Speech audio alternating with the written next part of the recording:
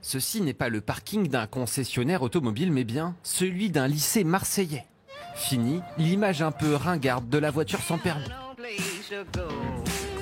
Les ados les appellent désormais les 100p, on appelle ça les 100p. Ça fait plus, un peu plus stylé, un peu plus jeune. Fin 2014, l'âge pour conduire ces voitures est passé de 16 à 14 ans.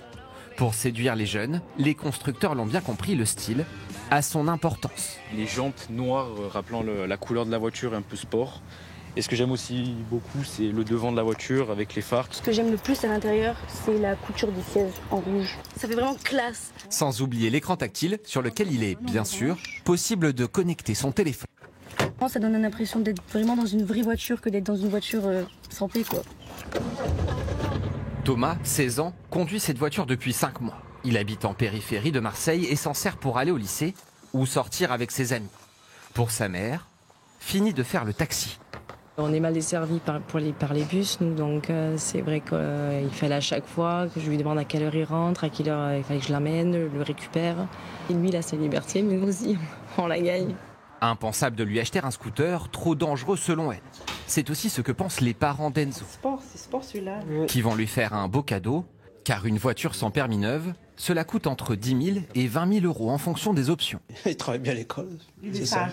Il est très sage. En 2021, 22 000 immatriculations de voitures sans permis, contre 12 000 l'année précédente.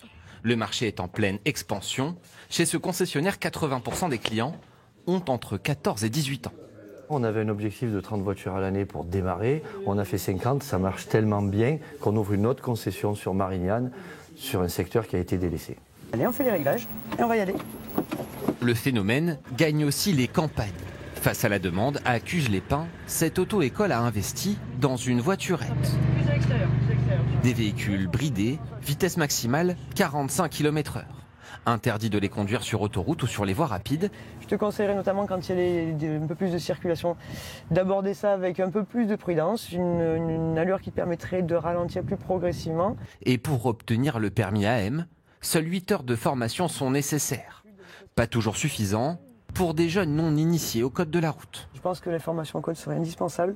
Et même en termes d'heures de conduite, ce serait un peu plus poussé, ce ne serait pas du luxe.